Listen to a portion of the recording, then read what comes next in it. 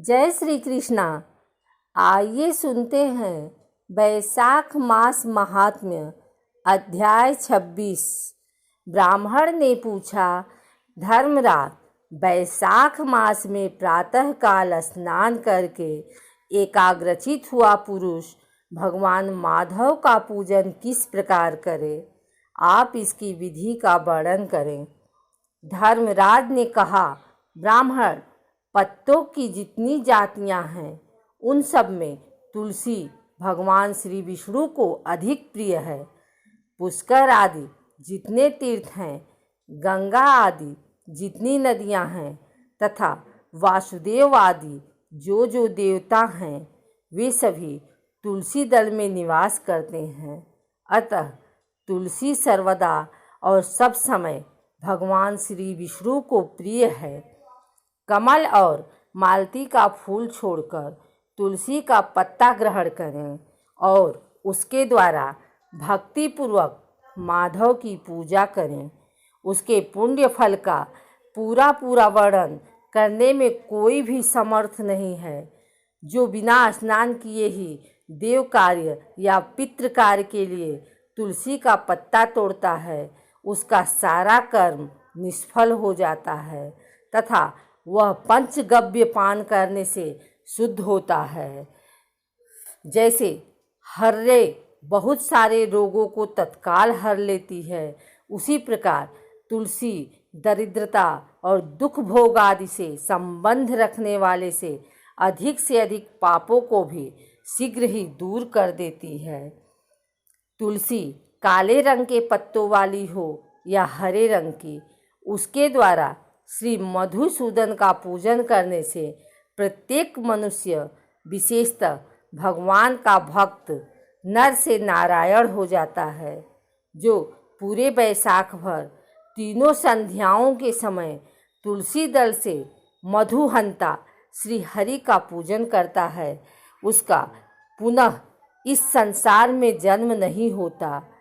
फूल और पत्तों के न मिलने पर अन्न आदि के द्वारा, धान, गेहूं, चावल अथवा जौ के द्वारा भी सदा श्री हरि का पूजन करें।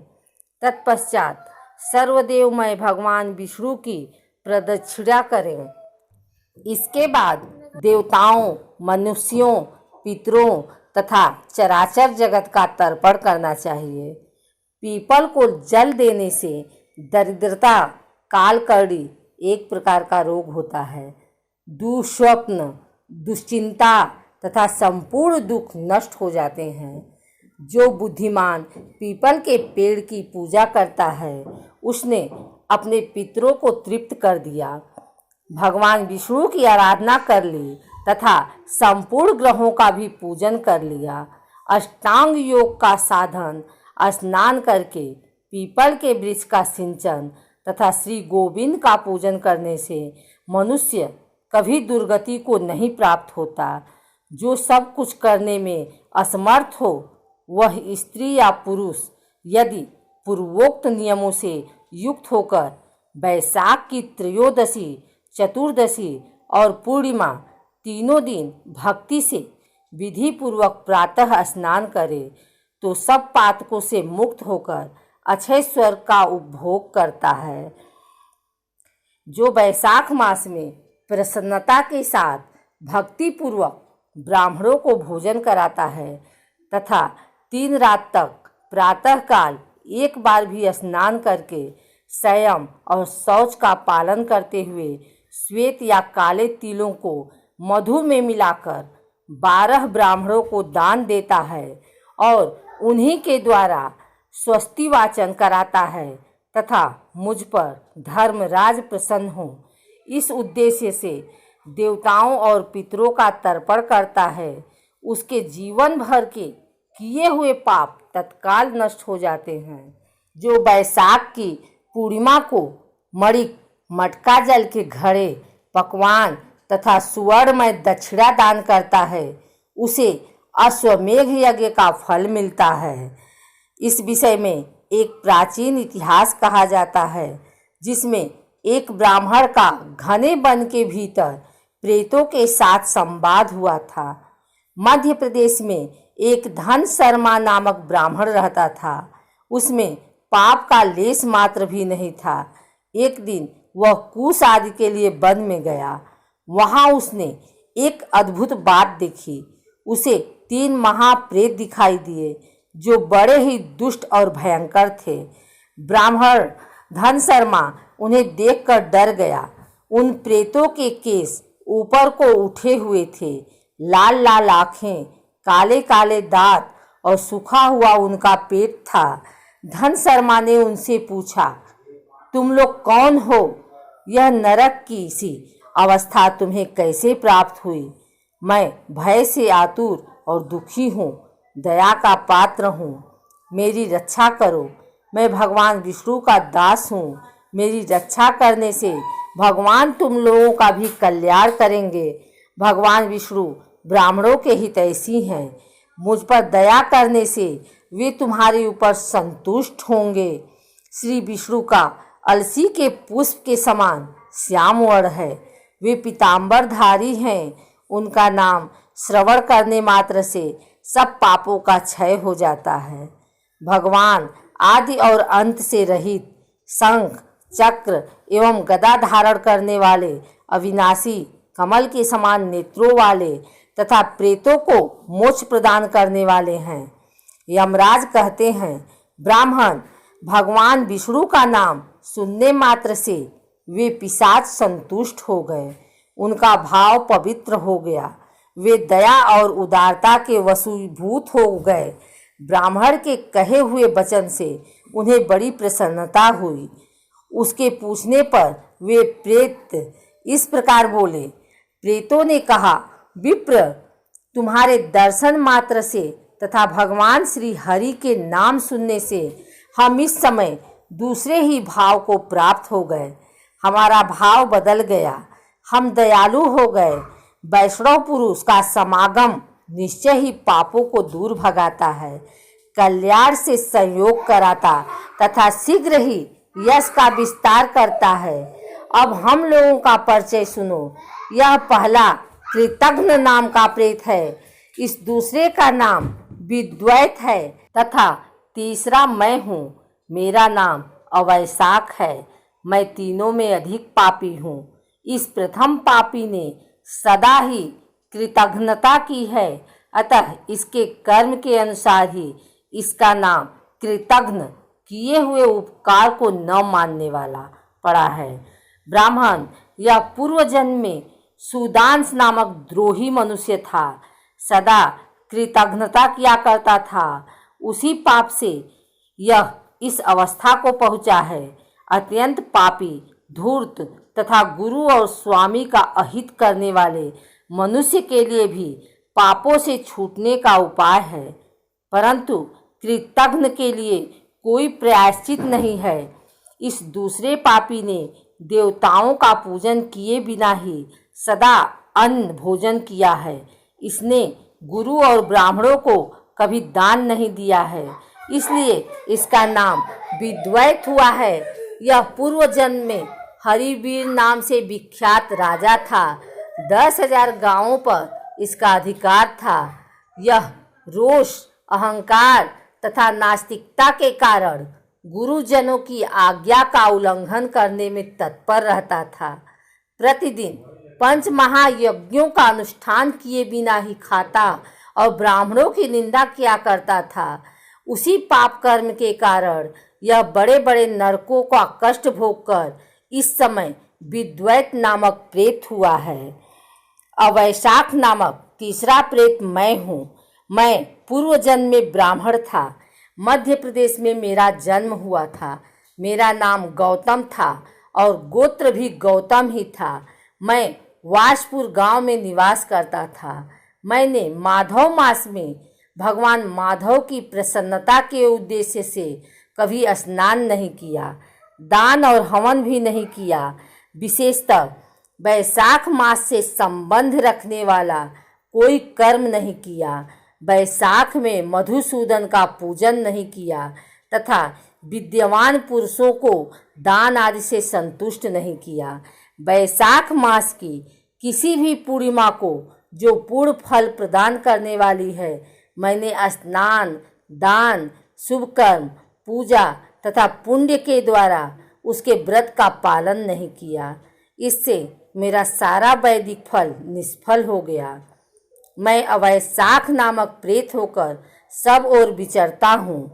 हम तीनों के प्रेत योनि में पड़ने का जो कारण है वह सब मैंने तुम्हें बता दिया।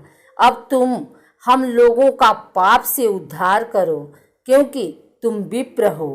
ब्राह्मण पुण्यात्मा साधु पुरुष तीर्थों से भी बढ़कर हैं। वे शरण में आए हुए महान पापियों को भी नरक से तार देते हैं।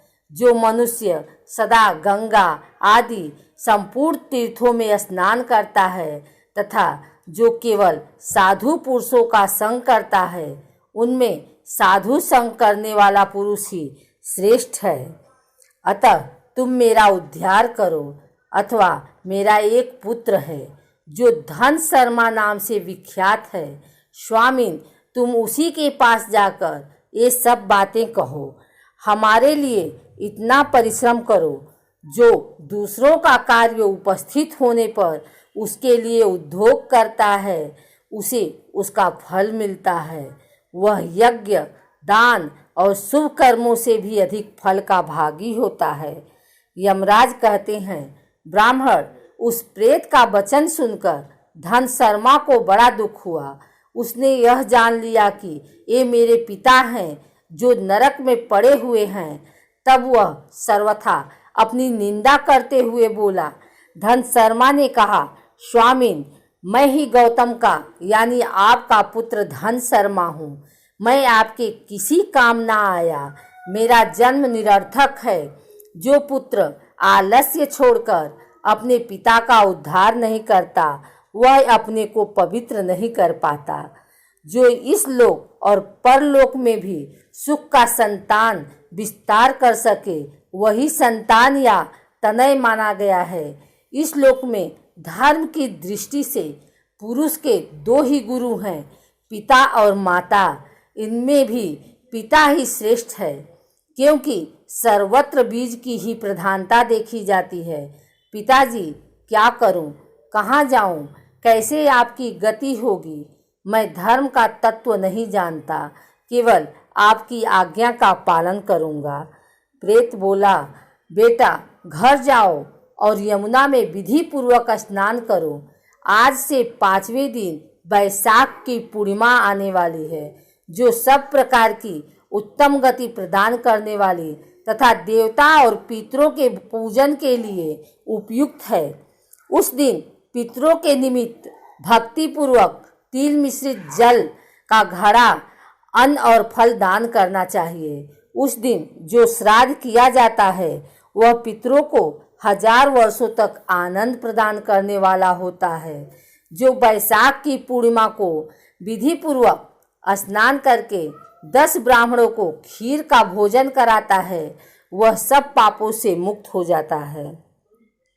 जो धर्मराज की प्रसन्नता के लिए जल से भरे हुए 7 घड़े दान करता है, वह अपनी 7 पीढ़ियों को तार देता है। बेटा, त्रयोदशी, चतुर्दशी तथा पूर्णिमा को भक्ति परायण होकर स्नान, जप, दान, होम और श्री माधव का पूजन करो और उससे जो फल हो हम लोगों को समर्पित कर दो। अतः इनको इसी अवस्था में छोड़कर मैं स्वर्ग में नहीं जा सकता। इन दोनों के पाप का भी अंत आ गया है। यमराज कहते हैं, ब्राह्मण, बहुत अच्छा कहकर वह श्रेष्ठ ब्राह्मण अपने घर गया और वहां जाकर उसने सब कुछ उसी तरह किया।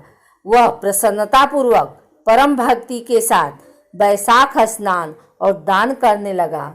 वैशाख की पूर्णिमा आने पर उसने आनंद पूर्वक भक्ति से स्नान किया और बहुत से दान करके उन सबको पृथक पृथक पुण्य प्रदान किया।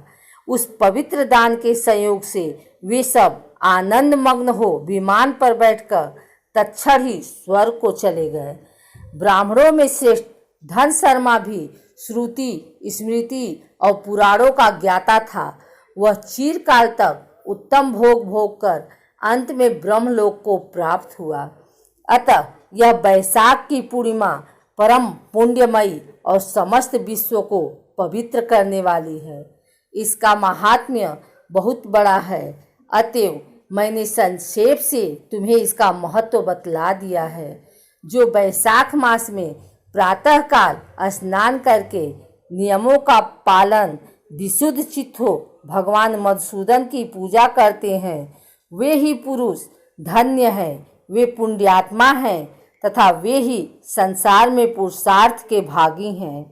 जो मनुष्य वैशाख मास में सवेरे स्नान करके संपूर्ण यम नियमों से युक्त हो भगवान लक्ष्मीपति की आराधना करता है, वह निश्चय ही अपने पापों का नाश कर डालता है। जो प्रातः काल उठकर श्री विष्णु की पूजा के लिए गंगा जी के जल में डुबकी लगाते हैं, उन्हीं पुरुषों ने समय का सदुपयोग किया है, वे ही मनुष्यों में धन्य तथा पाप रहित हैं। वैशाख मास में प्रातःकाल नियमयुक्त हो मनुष्य जब तीर्थ में स्नान करने के लिए पैर बढ़ाता है, उस समय श्री माधव के स्मरण और नाम कीर्तन से उसका एक एक पग अश्वमेघ यज्ञ के समान पुण्य देने वाला होता है। श्री हरि के प्रियतम वैशाख मास के व्रत का यदि पालन किया जाए तो यह मेरु पर्वत के समान बड़े उग्र पापों को भी जलाकर भस्म कर डालता है। विप्रवर, तुम पर अनुग्रह होने के कारण मैंने यह प्रसंग संक्षेप से तुम्हें बता दिया है। जो मेरे कहे हुए इस इतिहास को भक्तिपूर्वक सुनेगा वह भी सब पापों से मुक्त हो जाएगा तथा उसे मेरे लोक यमलोक में नहीं आना पड़ेगा। वैशाख मास के व्रत का विधि पूर्वक पालन करने से अनेकों बार के किए हुए ब्रह्म हत्यादि पाप भी नष्ट हो जाते हैं। यह निश्चित बात है, वह पुरुष अपने 30 पीढ़ी पहले के पूर्वजों और 30 पीढ़ी बाद की संतानों को भी तार देता है, क्योंकि अनायास ही नाना प्रकार के कर्म करने वाले भगवान श्री हरि को वैशाख मास बहुत ही प्रिय है, अतएव वह सब मासों में श्रेष्ठ है।